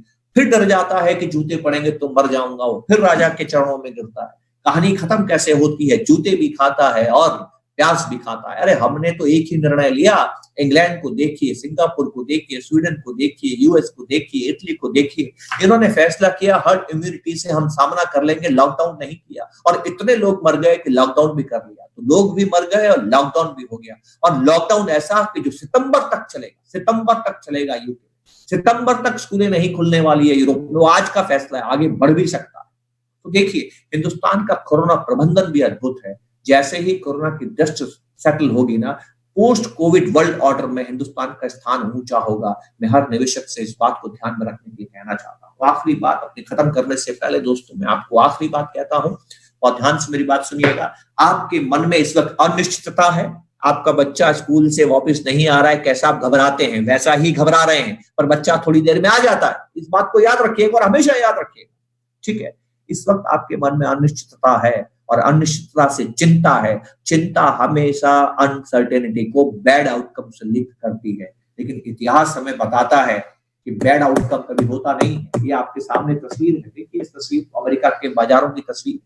मैं अमेरिका के बाजार की बात क्यों कर रहा हूँ, क्योंकि हमारे बाजार ने 3 ही मंदी देखी है, उनके बाजारों ने 15 मंदियां देखी है, 15 रिसेशन देखे हैं, 15 फॉल देखे हैं। और ध्यान से इस 15 फॉल को देखिए, जो काले रंग के बॉक्सेस हैं ये मंदी है, परसेंटेज भी आपको नजर आ रहा होगा। और जो व्हाइट रंग के बॉक्सेस हैं ये तेजी है। तेजी के परसेंटेज आपको व्हाइट से ज्यादा, ब्लैक से ज्यादा नजर आएंगे, मतलब मंदी जितनी हुई उससे ज्यादा तेजी हुई। और दूसरी बात ये समझ में आएगी कि मंदी बार बार आती है। और तीसरी बात ये समझ में आएगी कि हर मंदी के बाद तेजी आती है। तो बियर मार्केट्स होते हैं, बियर मार्केट्स हैपेंस रेगुलरली, लेकिन शाश्वत सत्य ये है कि मार्केट रिकवर ऑलवेज, वो वापस रिकवर भी होते हैं। और इसीलिए इन्वेस्टर बहुत पैसा कमाता है जो मंदी में आता है। जो व्यक्ति मंदी में आता है उसको भाव अच्छे मिलते हैं, और जो व्यक्ति मंदी में आता है उसका सरकार ध्यान रखती है। इस बात को बार बार याद रखिएगा। आरबीआई ने आपसे वादा किया है कि फाइनेंशियल मार्केट को जितनी लिक्विडिटी चाहिए दी जाएगी, और जब लिक्विडिटी दी जाती है ना दोस्तों, तो ब्याज दरें कम हो जाती है, और जब ब्याज दरें कम हो जाती हैं तो इन्वेस्टमेंट्स में वैल्यूएशन बढ़ जाते हैं, और जब वैल्यूएशंस बढ़ते हैं तो आपको ज्यादा लाभ प्राप्त होगा। जिसके मन में भी एक ख्याल आ रहा है कि मैं अभी बेच देता हूं, वो सर्प दृष्टि से काम कर रहा है, उसको पीड़ा हो रही है, इस पीड़ा को सहन कीजिए। इंसान की प्रवृत्ति है दे avoid pen and seek pleasure. आपको रात को नींद आए ये कोशिश अभी करने की जरूरत नहीं है। ये तो जब आपने फाइनेंशियल प्लानिंग की थी तब कोशिश करनी थी कि रात को नींद आए। इसके लिए आप क्या सुनिश्चित करेंगे? अपने एडवाइजर के साथ बैठिएगा और फाइनेंशियल प्लानिंग को सुदृढ़ बनाइएगा ताकि आपको रोज नींद आए। लेकिन अभी अगर आपको बाजार में नुकसान हो रहा है तो आप पैसे को निकालने की सोचिएगा मत, इतिहास से सीखिएगा। बहुत से लोग ये सोच के बेचते हैं कि जब स्थिति सामान्य होगी मैं वापस आऊंगा। तो याद रखना, बाजार आगे देखता है, बाजार गरुड़ दृष्टि से काम करता है। जिस दिन इकोनॉमी ठीक हो जाएगी ना, जिस दिन स्थितियां सामान्य हो जाएगी ना, बाजार 50% बढ़ चुका होगा दोस्तों। Do not sell. Market always anticipates. Markets never respond. पर आप कहेंगे भविष्य किसको मालूम? जी हाँ, भविष्य नहीं मालूम। पर ये डॉक्टर जो काम कर रहे हैं दवाई बना पाएंगे कि नहीं बना पाएंगे, पूछिए अपने हृदय से। अगर आपको लगता है कि कोरोना की दवाई कभी नहीं बनेगी, जरूर निकालिए पैसा। और आपको लगता है कि दुनिया के सारे डॉक्टर लगे हुए हैं, आज नहीं कल अच्छी खबर देंगे, हमेशा देते आए। चेचक के बारे में सोचते थे, पोलियो के बारे में सोचते थे, प्लेग के बारे में सोचते थे, एचआईवी के बारे में भी ऐसा ही सोचते थे। क्या आप उनसे नहीं सीखेंगे? और आखिरी बात मैं आपसे कहता हूं, भविष्य कैसा होता है ध्यान से सुनिएगा। हरिवंश राय बच्चन की कविता है, जरूर पढ़िएगा, नीड़ का निर्माण फिर। इंसान की एक आदत है दोस्तों, जब भी उसको नुकसान होता है ना, उसको महान कष्ट होता है, दुख होता है, लेकिन इंसान को जैसे ही मौका मिलता है उस नुकसान को दूर करने की कोशिश करता है। आप जानते हैं क्यों? क्योंकि नुकसान को पूरा करने में जो सुख मिलता है वो नुकसान के हर दुख से बड़ा होता है, और उस सुख की तलाश में इंसान कार्य करता है। मैं आपसे क्या कहता हूं, बहुत ध्यान से, द नेचर ऑफ फ्यूचर क्या होता है, नेचर ऑफ फ्यूचर, मैं नहीं जानता फ्यूचर में क्या होगा, आप नहीं जानते फ्यूचर में क्या होगा, हम में से कोई नहीं जानता फ्यूचर में क्या होगा। पर एक बात सुनिएगा, फ्यूचर वही होगा जो हम आज निर्णय करेंगे। तो 130 करोड़ हिंदुस्तानी मिलके मई महीने में क्या प्रतिक्रिया करेंगे, क्या क्रिया करेंगे, और आपस में मिलके किस तरह से इंटरेक्शन करेंगे, वार्तालाप करेंगे, वो फ्यूचर को बनाएगा।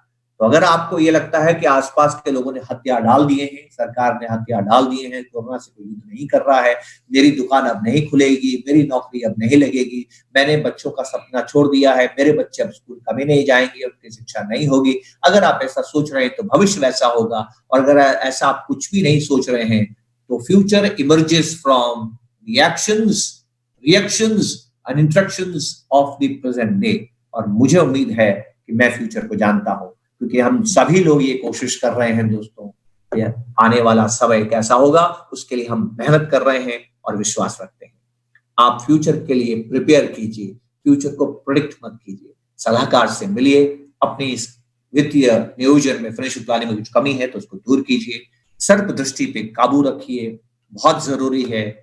अभी क्या हो रहा है इंपॉर्टेंट नहीं है, हम जो आज निर्णय ले रहे हैं, सरकार जो निर्णय ले रही है, उससे आगे क्या होगा इसको समझने की कोशिश कीजिए। इसी शब्दों के साथ मैं अपने विचारों को विराम देता हूं। ईश्वर से प्रार्थना करता हूं कि हम सब लोग घरों में सुरक्षित रहें और बहुत जल्द वापस अपने घरों से निकल के काम पे लौटें। आपने समय दिया इसके लिए बहुत बहुत धन्यवाद। अगर आपके कुछ सवाल हैं तो उनको लेने के लिए मैं प्रस्तुत हूँ। Thank you. जय। Thank you sir, thank you sir.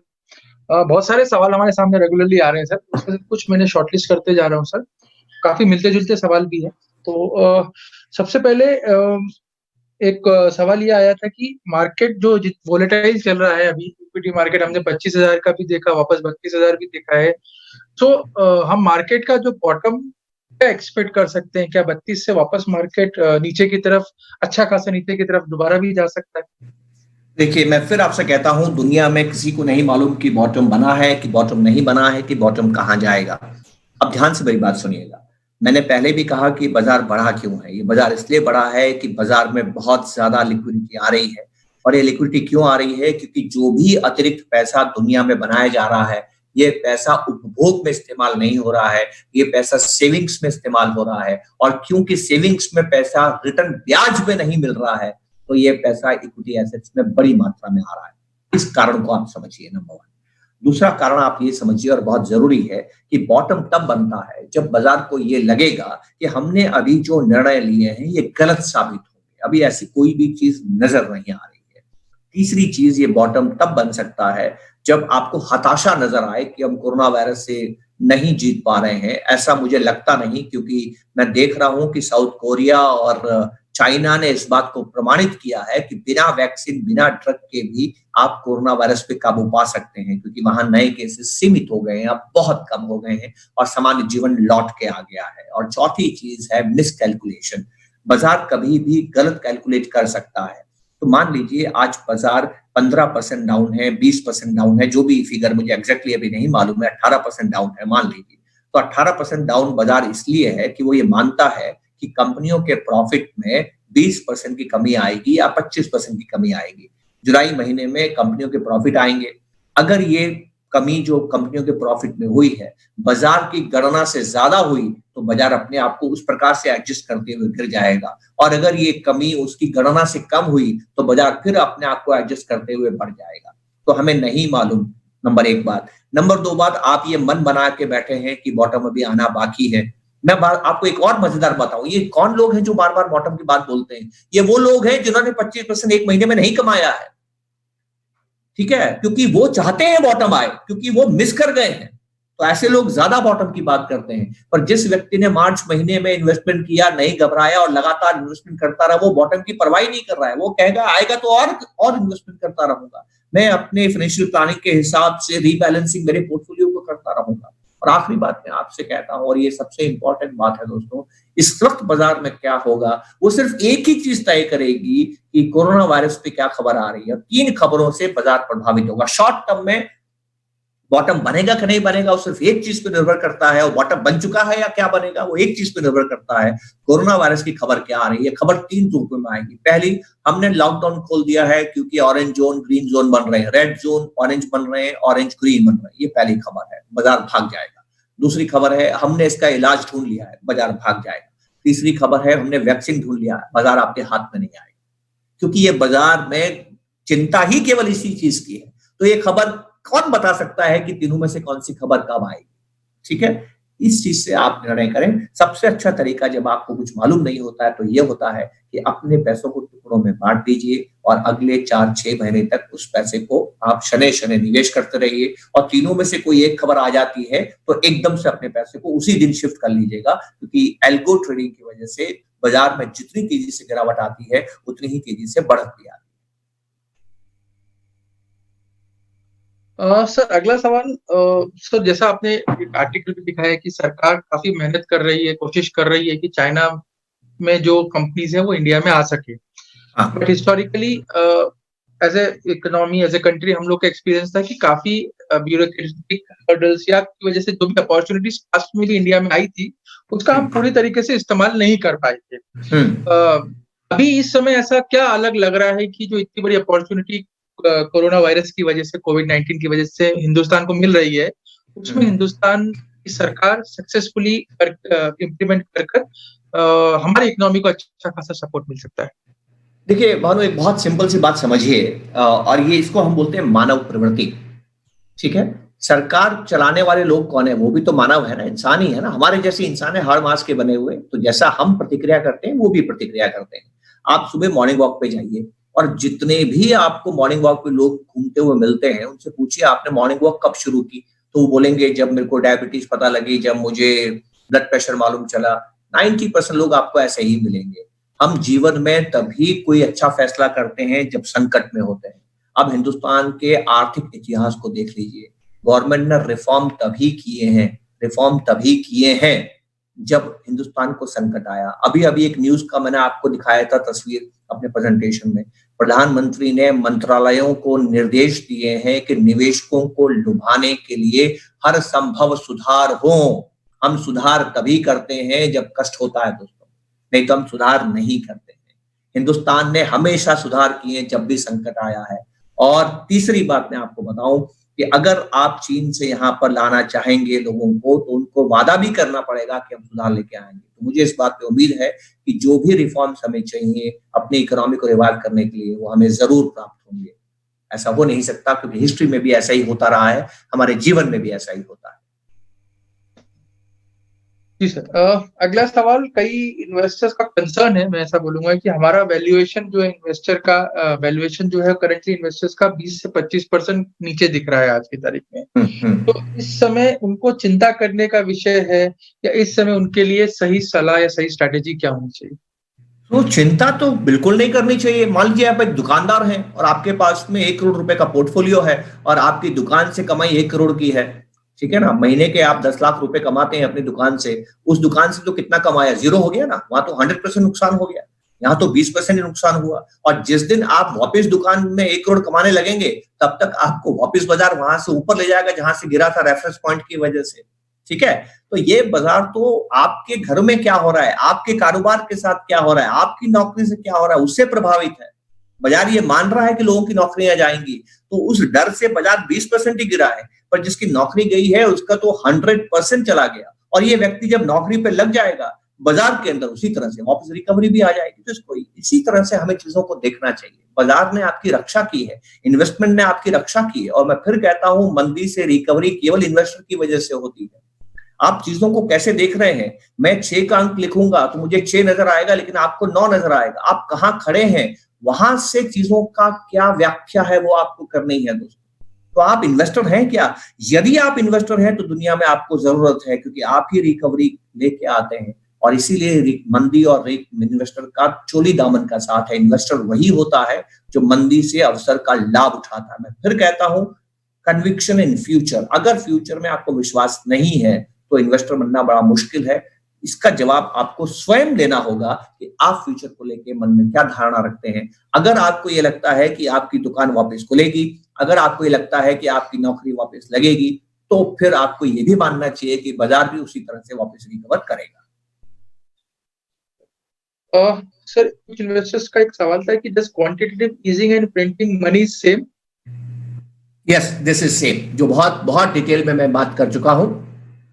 और उसकी वजह से 2008 में रिकवरी आई थी और वही पॉलिसी दुनिया ने वापस अपनाई है। इंटरेस्ट रेट्स जीरो हो गए हैं। समझिए इंटरेस्ट रेट जीरो होने का मतलब क्या होता है और किस तरह से इक्विटी बाजारों को प्रभावित करता है, ये समझने की जरूरत है।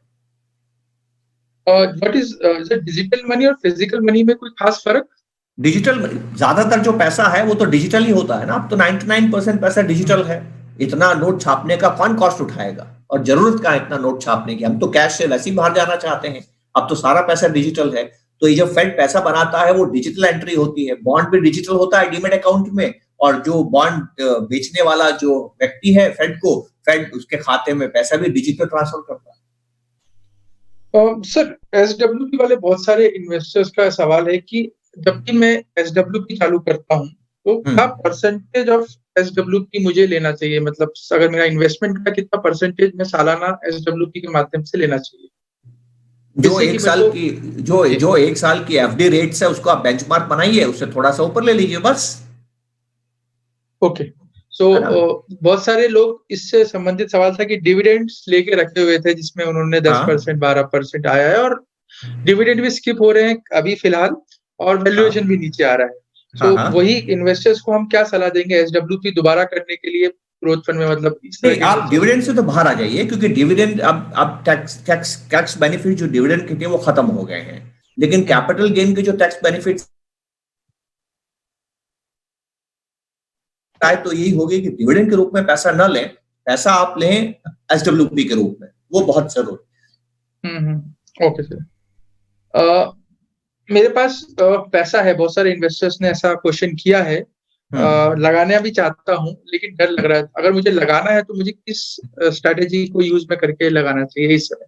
सबसे पहले तो पूरे परिवार के साथ बैठें और पूरे परिवार को बताएं कागज पे लिख के कि आपके पास कितना पैसा है, नंबर 1। दूसरा, ये पैसा आपको क्यों चाहिए, पर्पस क्या है। हम पैसे के गुलाम नहीं है, पैसा हमारा गुलाम है। और जो भी पैसा आपके पास में होता है ना, वो खर्च करने के लिए होता है। आप क्यों कमाना चाहते हैं? हम बचत करने के लिए थोड़ी कमाते हैं, हम कमाते हैं खुशियों के लिए। और खुशियां कब मिलती है? जब आप पैसा खर्च करते हैं। तो परिवार को पूछें कि ये जो पैसा मेरे पास है इसको कहाँ खर्च करना है, कब खर्च करना है। उसको बोलते हैं सपना। वो सपने का समय कब है? तो आपको एक बात समझ में आएगी कि आप ये पैसा कब खर्च कर रहे हैं। तो अगर आपके पास 100 रुपए हैं और उस 100 रुपए में से 10 रुपए ऐसे निकलते हैं जो 3 महीने में खर्च करने हैं, लिक्विड फंड में डालिए। जो पैसा 3 साल में खर्च करना है आप इनकम फंड में डालिए। जो पैसा 5 साल में खर्च करना है बैलेंस फंड में डालिए। और जो पैसा 8-10 साल तक खर्च नहीं करना है, निसंकोच बिना डरे अगले 3 महीने में एसटीपी करके डाल दीजिए। आपको डरने की जरूरत नहीं है। ये तो आपको अवसर दिया है कि आप सही वैल्यूएशन पे आप ज्यादा रिटर्न कमाएंगे इस पैसे को डाल के। ये एक्सरसाइज जरूर करें। और ये समय डरने का तो बिल्कुल नहीं है। डर रहे हैं तो सर्पदृष्टि से काम कर रहे हैं, गरुड़ दृष्टि से काम करें। वो सिर्फ फीलिंग है। फीलिंग को एड्रेस मत कीजिए, ज्ञान को एड्रेस कीजिए। और अपने आप से पूछिए, क्या मैं नहीं जानता कि उतार चढ़ाव आते हैं? क्या मैं नहीं जानता कि मंदी आती रही है? क्या मैं नहीं जानता कि आखिरी मंदी नहीं है? क्या मैं नहीं जानता कि ऐसी मंदी पहले भी आई है? अगर आप सब कुछ जानते हैं तो फिर डर कैसा है? आप डर रहे हैं, इसका मतलब वो फीलिंग है, वो लॉजिक नहीं है, रैशनैलिटी नहीं है। डर पे काबू पाइए। अगला सवाल गोल्ड को लेकर है काफी इन्वेस्टर्स का। गोल्ड एज एन इन्वेस्टमेंट के बारे में आपसे लोग आपका विचार जानना चाहते हैं, और अगर मुझे इन्वेस्टमेंट करना है तो सही तरीका, सही रास्ता क्या है? देखिए, गोल्ड इन्वेस्टमेंट नहीं है, पहले तो मैं आपको ये बता दूं। गोल्ड इंश्योरेंस है। Gold as an asset class धन का निर्माण नहीं करता है, गोल्ड धन की रक्षा करता है। ठीक है, आप 50 साल 100 साल का इतिहास गोल्ड का देख लीजिए, उसका रिटर्न इन्फ्लेशन के बराबर ही आएगा। इसका मतलब क्या है कि गोल्ड आपको उतना ही रिटर्न देगा जितना समाज में इन्फ्लेशन है। लेकिन टुकड़ों टुकड़ों में गोल्ड ज्यादा रिटर्न देता हुआ नजर आता है। जैसे इस साल, पिछले 3 साल, उसके पहले 2005 से लेकर 2010 के बीच का गोल्ड गोल्ड में क्या खास बात होती है कि गोल्ड हमेशा तब काम करता है जब आपको इकोनॉमी के दूसरे एसेट्स पे विश्वास नहीं होता है, जब आपको मंदी का डर होता है। इसका कारण समझिए, आपको सरकार के पेपर पे तब विश्वास होगा जब सरकार पे विश्वास हो, आपको शेयर पे तब विश्वास होगा जब कंपनी पे विश्वास हो, आपको जमीन पे तब विश्वास होगा जब वहां पर बिजनेस हो, आपको एफडी पे तब विश्वास होगा जब पीछे बैंक खड़ा हो। तो कोई ना कोई हर इन्वेस्टमेंट के पीछे कोई मजबूत शक्ति खड़ी होती है, तब वहां से आपको शक्ति मिलती है। और वो शक्ति अगर कमजोर होती है तो उस इन्वेस्टमेंट पे आपका विश्वास कम हो जाता है। सोना स्वयंभू है, वो खुद से है, उसके पीछे कोई नहीं खड़ा होता है। तो सोने में खास बात क्या है, सोने को दूसरे की कमजोरी से ताकत मिलती है। तो जब भी दुनिया में डर होता है, मंदी का डर होता है, उस वक्त लोग सोना खरीदते हैं और सोने में रिटर्न देते हैं। लेकिन जैसे ही इकोनॉमी सामान्य होती है, रिकवर होने लगती है, सोने को लोग फिर इग्नोर कर देते हैं।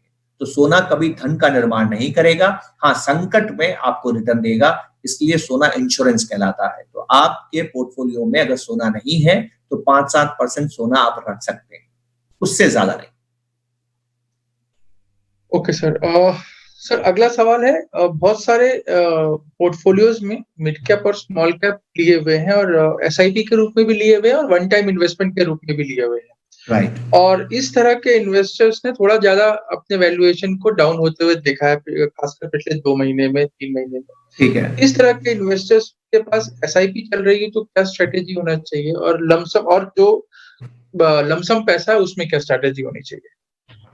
देखिए बहुत सिंपल है कि अगर लमसम पैसा आपके पास डालने के लिए है तो स्मॉल कैप पे तो आप जरूर डालें, क्योंकि स्मॉल कैप, देखिए होता क्या है भानु, मैं आपको बताता हूँ। एक चीज होता है जिसको हम बोलते हैं क्रेडिबिलिटी, विश्वसनीयता। आप विश्वास किस पे करते हैं। तो आपने एक अजीब सी बात देखी होगी कि जब आपका मन प्रसन्न होता है ना, तो हर एक पे आप विश्वास करते हैं। मानव की प्रवृत्ति ऐसी है, जो भी आए आप विश्वास करते हैं। लेकिन अगर आप चिंता में होते संकट, जैसे कि आपका मन ठीक है, छोटी मोटी बीमारी हुई है, आप जाके पड़ोस के डॉक्टर को दिखा देते हैं। और डॉक्टर, थोड़ी गंभीर बीमारी है तो बड़े हॉस्पिटल में जाते हैं, और गंभीर बीमारी है तो आपको मुंबई जाना है या लंदन जाना है। तो आपने देखा कि आपकी क्रेडिबिलिटी बड़े पे बढ़ती जाती जाती है, संकट बड़ा होता है। तो इस वक्त जब संकट ज्यादा है ना, तो लोग लार्ज कैप की तरफ ज्यादा जाते हैं। जितनी छोटी कंपनी है उस पर विश्वास उतना कम होता जाता है, तो अचानक से उनकी प्राइसेस बहुत टूटती हैं। तो इस वक्त स्मॉल कैप क्या है, आपको पिछले 8-10 वर्षों के वैल्यूएशंस वो खो चुके हैं। तो इस वक्त बड़ा अच्छा मौका आपको दे रहे हैं। तो आप एक टैक्टिकल, नॉर्मली टैक्टिकल, हमने आपसे पहले भी बात की थी, आप टैक्टिकल डिसीजन सिर्फ ज्यादा रिटर्न के लिए करते हैं, ये कोई फाइनेंशियल प्लानिंग का हिस्सा नहीं है। तो आप में से वो इन्वेस्टर्स जो सोफिस्टिकेटेड इन्वेस्टर्स हैं, जो स्ट्रेटेजी के अंदर थोड़ा टैक्टिकल परिवर्तन करना चाहते हैं, और जो जानते हैं कि इस तरह की मंदी में स्मॉल कैप को किस तरह की बीटिंग मिलती है, स्मॉल कैप के नेचर को समझते हैं, उनसे मैं ये जरूर कहूंगा कि स्मॉल कैप में आप अपना जो प्रपोर्शन है उसको थोड़ा बढ़ा सकते हैं। पर याद रखिएगा, जब भी रिकवरी आएगी वो पहले लार्ज कैप में आएगी और आखिर में स्मॉल कैप में जाएगी। लेकिन जिस दिन भी स्थितियां सामान्य हो गई, यहाँ पर जो आपको रिकवरी का जो रिटर्न मिलेगा वो सर्वाधिक मिलेगा। तो आप थोड़ा टैक्टिकल डिसीजन इन सारी बातों को समझते हुए अपने इसमें एसआईपी में या अपने लमसम इन्वेस्टमेंट में आप ले सकते हैं। वही बात, एसआईपी और लमसम दोनों साथ साथ कर सकते हैं। Lump sum is the investment of past savings and SIP is the investment of future savings. कुछ लोगों का सर डर ये भी है कि आगे चल के यूएस और चाइना का ट्रेड वॉर भी हो सकता है, तो फिलहाल चल भी रहा है थोड़ा बहुत लेवल का। उसका इम्पैक्ट हिंदुस्तान पे किस तरीके से आएगा, पॉजिटिव, नेगेटिव? और ईश्वर से प्रार्थना कीजिए, ईश्वर से प्रार्थना कीजिए, ईश्वर को रोजाना एक दूसरा दिया जलाइए और इस बात के लिए जलाइए कि इन दोनों में ट्रेड वॉर हो। आप लॉन्ग टर्म इन्वेस्टर्स हैं, शॉर्ट टर्म इन्वेस्टर्स नहीं हैं। आप बाजार में ट्रेडिंग नहीं करते हैं। सर्प दृष्टि से मत देखिए। चीन से वैसे ही दुनिया नाराज है, और अगर अमेरिका और नाराज होता है तो जो भी अमेरिकी कंपनियां चीन में लाखों डॉलर, करोड़ों डॉलर लेके बैठी हुई हैं, वो बहुत असहज हो जाएंगी। कल की जाति आज निकलेंगी और हमारे पास में आएगी। बचपन में मैंने कहानी पढ़ी थी कि जब 2 बिल्लियां लड़ती है तो बंदर को फायदा होता है। हमेशा 2 की लड़ाई में तीसरे को फायदा होता है। इन दोनों की लड़ाई में हिंदुस्तान को जबरदस्त फायदा होगा। कोई नुकसान की संभावनाएं नहीं है, और जो भी नुकसान आपको नजर आता है वो सिर्फ नजर आता है शॉर्ट टर्म में कि तेल के भाव इधर उधर हो जाएंगे, डिसरप्शंस हो जाएंगे, बाजार के अंदर जो ट्रेडर्स हैं वो घबरा जाएंगे, उनके बेचने से बाजार गिर जाएगा। वो सब शॉर्ट टर्म डिसरप्शंस हैं। जैसे ही स्थितियां सामान्य होगी, आप देखेंगे कि आपके राष्ट्र को अद्भुत फायदा हो गया अगर उनके बीच में तनाव बढ़ता है। हम तो उन लोगों में से हैं जो ये चाहते हैं कि उनमें तनाव बढ़े, क्योंकि दो के झगड़े में तीसरे को फायदा होता है। बहुत बढ़िया कहा सर आपने, बहुत बढ़िया कहा। फिर आखिरी 3 सवाल फंडामेंटल है, शायद आपने उसको काफ़ी अच्छे से समझाया भी, लेकिन मैं वापस रिट्रेट करने के लिए उसको क्वेश्चन के रूप में आपसे वापस पूछूँगा सर। पहला, इतना समय हमारे देश की इकोनॉमी को जो पिछले 45 दिन में हमने स्लो डाउन या लॉकडाउन देखा है और आगे भी एक्सटेंडेड है, वापस अपने पैरों पे खड़े होते हुए फुल स्पीड पे भागते हुए देख सकते हैं अपन? ये तो कहना बहुत मुश्किल है, पर एक बात मैं आपको बताता हूं कि जितने दिन नुकसान होने में लगे हैं उससे जल्दी आप नुकसान को पूरा करेंगे। जो कॉर्पोरेट्स हैं वो अपने एम्प्लॉयज के साथ मिलकर इस तरह से काम करेंगे जैसे कि 2 महीने का नुकसान 12 महीने के में, अगर 2 महीने का नुकसान कॉर्पोरेट्स को हुआ है ना, वो इस तरह की योजनाएं बनाएंगे कि वो 10 महीने पे साल खत्म नहीं करेंगे, वो शायद 11 महीने पे साल खत्म करेंगे। हम लोग, क्योंकि मैंने आपसे पहले भी कहा कि इंसान नीड का निर्माण, घर का निर्माण बार बार करता है। घर गिर जाए तो क्या हम नहीं बनाते हैं? ज्यादा तेजी से हम बनाते हैं। मान लीजिए मेरा घर है, वो मैंने घर को बनाया, तो मैं घर को बनाने में 1 साल लगाता हूँ और बाढ़ आ गई और बाढ़ में मेरा पूरा घर गिर गया, तो बाढ़ के बाद उसी घर को मैं वापस 8-10 महीने में बना लेता हूँ, क्योंकि नुकसान को पूरा करने का जो सुख है वो हमेशा नुकसान से बड़ा होता है और इंसान हमेशा सुख की तलाश में रहता है, सुख के पीछे भागता है। मैं सामान्य स्थिति में धीरे घर बनाता हूं, लेकिन असामान्य स्थिति में जल्दी घर बनाता हूं, जल्दी रिकवरी चाहता हूं। हर कोई ये करता है। जापान को देखिए, नष्ट हो गया था परमाणु शस्त्रों के बाद में, और जापान जो उसके बाद बन के निकला वो पहले के जापान से मजबूत था, और ये हमें सीखने की जरूरत है। सेकंड लास्ट क्वेश्चन सर, जो हम कहेंगे कि सभी इन्वेस्टर का सवाल रहता है, मन में शंकाएं रहती है एसआईपी के ऊपर। मैं उस पर दोबारा कई बार आपने लिया है, लेकिन लास्ट में दोबारा रीट्रेट करने के लिए पूछूंगा। आज बहुत लोगों की जो एसआईपी चल रही है, उस एसआईपी में लोगों को नुकसान होता हुआ भी नजर आ रहा है, डर भी लग रहा है। तो क्या स्ट्रेटेजी एसआईपी इन्वेस्टर के लिए होनी चाहिए? देखिए, पहले तो आप ये समझ लीजिए भानु, डर क्यों लग रहा है? क्योंकि आप अनसर्टेनिटी मान रहे हैं। आपका बच्चा 5 मिनट लेट हो गया, डर लगा कि नहीं लगा बताइए आपको? और 10 मिनट में देखा कि बच्चा आ रहा है। अब मुझे आप एक्सप्लेन कर सकते हो वो क्यों डर लगा?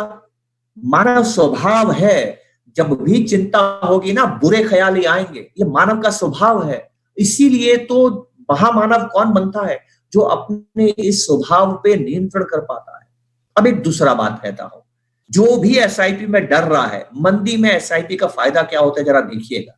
आप अपनी एसआईपी को देखिए कि आपकी जो इंस्टॉलमेंट है, हर इंस्टॉलमेंट देखिए, आप देखेंगे पिछले 5 साल के एसआईपी में मैक्सिमम रिटर्न किसी ने दिया है ना, सीएजीआर या एब्सोल्यूट, वो दिया है जो इंस्टॉलमेंट आपका मार्च में लगा है। तीसरा, आप पिछले 10 साल के एसआईपी का रिटर्न देखिए। आप निकालिए एसआईपी के 10 साल का रिटर्न एज ऑन मार्च 31, 2020 और एज ऑन 30 अप्रैल 2030, आपको 3% का फर्क नजर आएगा। 10 साल की एसआईपी मार्च 31 को 5% का रिटर्न दे रही है और 10 साल की एसआईपी 30 अप्रैल को एक ही महीने बाद 8% का रिटर्न दे रही है। इस बात को समझना बहुत जरूरी है। और आखिरी, आप देखिए कि एसआईपी जिसकी 20 साल की पूरी हो गई है, उसकी एसआईपी में जो भी उसने दौलत बनाई है, उसमें मैक्सिमम दौलत किसने बनाई होगी? वो इंस्टॉलमेंट जो 2009 में लगे होंगे और 2001, 2, 3 में लगे होंगे। तो ये तो एक जो आपके लिए अच्छा है वो आपको बुरा लग रहा है। आप बच्चे को पढ़ने के लिए बोलते हैं ना मोबाइल छीन के, उसको बुरा लगता है, लेकिन जब वो बड़ा होता है तो समझ में आता है कि पिताजी ने मोबाइल छीन के अच्छा किया, नहीं तो मैं पढ़ाई नहीं कर सकता था।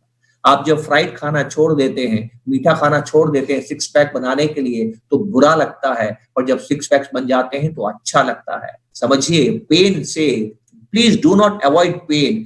आपको जो अभी हो रहा है ना वो पेन हो रहा है, पेन हो रहा है। ठीक है, क्यों हो रहा है? क्योंकि आपको नुकसान नजर आ रहा है। ये सर्पदृष्टि है, मैं बार बार आपसे बोल रहा हूँ। हमारा एचडीएफसी म्यूचुअल फंड बचत निवेश और आप में वीडियोस भी हैं, वहां पर आप इसके बारे में देख सकते हैं। ठीक है, ये बड़ी इंटरेस्टिंग बात है दोस्तों कि आपका अपना निर्णय जो आपको पहले सही लगता था आज गलत लग रहा है। कितनी अजीब सी बात है, कितनी अजीब सी बात है। इसको द्वंद्व बोलते हैं। हर व्यक्ति जो सिगरेट पीता है वो जानता है कि सिगरेट नहीं पीना चाहिए, फिर वो सिगरेट क्यों पीता है?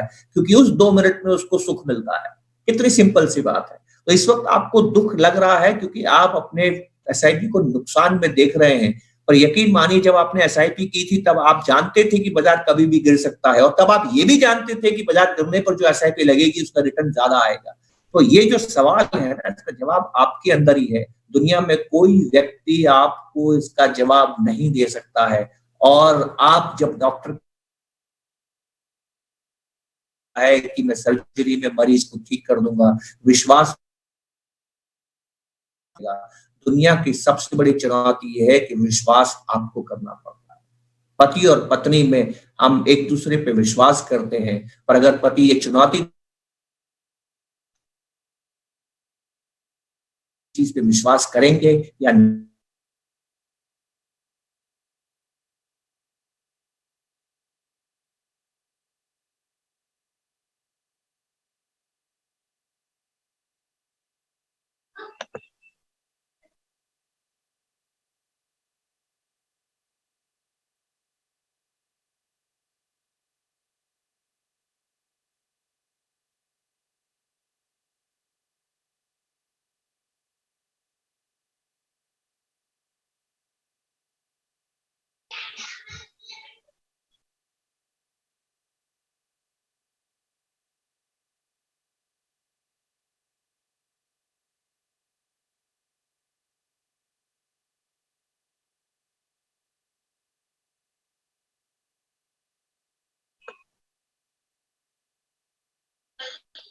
I think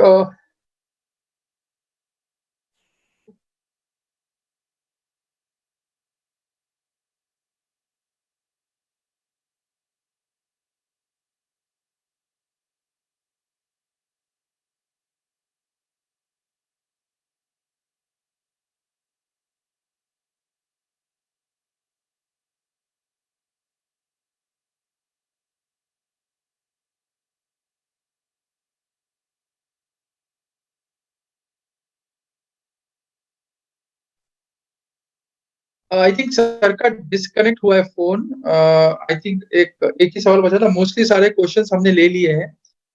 so I like to thank you on behalf of Prudent के पार्टनर्स, सबके बिहाफ पे आप लोग का थैंक यू, धन्यवाद। आप लोग इस इन्वेस्टर इंटरैक्टिव सेशन पे आए, एचडीएफसी की तरफ से आप सबका धन्यवाद। मुझे पूरा यकीन है कि जो आज हमने बहुत सारे चीज़ें जो हमारे मन में थी इन्वेस्टमेंट्स को लेकर, मार्केट को लेकर, सही चीज़ें, सही कदम को लेकर हमने आज समझने की कोशिश करी सर के थ्रू। वो सब हमको हमारे इन्वेस्टमेंट को सक्सेसफुली आगे बढ़ाने में बहुत हेल्प करेगी। प्रूडेंट की तरफ से थैंक यू वेरी मच। घर पे रहिए, सेफ रहिए। Thank you very much for coming to the session sir. Thank you very much.